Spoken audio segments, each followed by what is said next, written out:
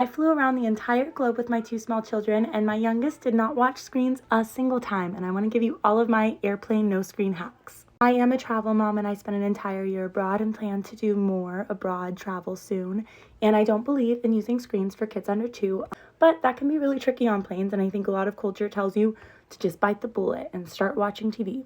For me, this is too big of a compromise. I don't want my 2-year-old watching 50 or 60 hours a year of screens.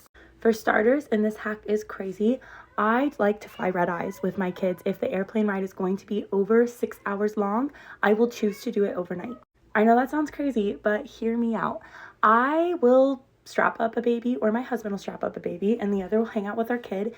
And for them, it's just a very unusual night of sleep, and they will sleep on the plane. We go out of our way to make it extremely comfortable for them. We make them pillows out of the blankets.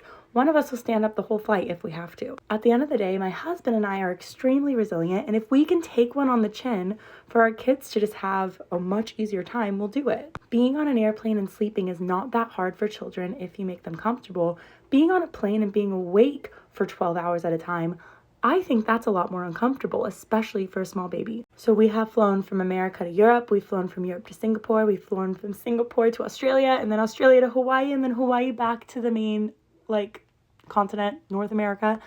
All of those flights, I try to do red eyes.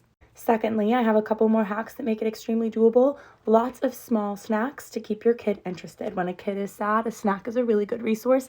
Plus, food's really important, obviously healthy food. So I always pack really good snacks with me, as well as I'll try to pack a small box of brand new toys that they haven't seen that are interesting. Little sticks that click together to make puzzles, little spinning wheels to stick on the window.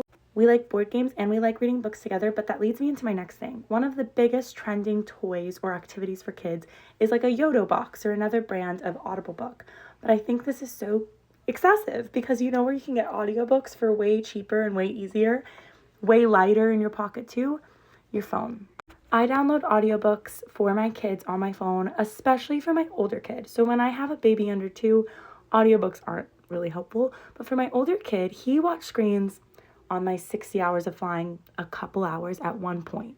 I will download whole novels on my phone. I like to buy whole series, things like Narnia that I think are enriching for multiple reasons. And when I'm desperate and I need to splurge on electronics, audiobooks are the electronics we splurge on.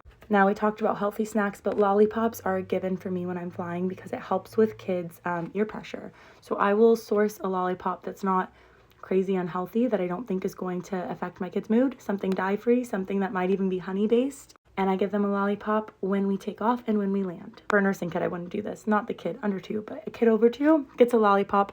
They usually like it. If their ears start hurting, it's something they can actively do to help. Red eye, small interesting toys, lollipops, audiobooks, a baby carrier so one of your kids can be strapped on and fall asleep to you that way, especially for kids under 2. These are my greatest hacks. I think that life can be a lot more simple.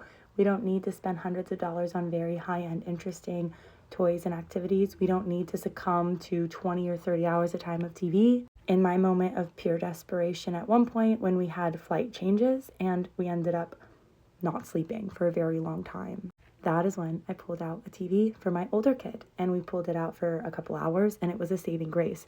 I love having a tablet as a resource, but we don't need to rely on our tablets, and I've noticed that my kids' moods are much more stable when a tablet is a last resort instead of a first resort. Bring the tablet, use it when you're in desperation, have 100 lines of defenses first, the greatest being sleep. I traveled for a year, I'm about to travel again, and if you want more travel content with kids, I now have a whole nother kid to add into the mix, and we will be doing abroad travel again. So like, follow, and subscribe. I'm brand new to YouTube. I'm usually on TikTok. I'd love to be one of your travel go-tos.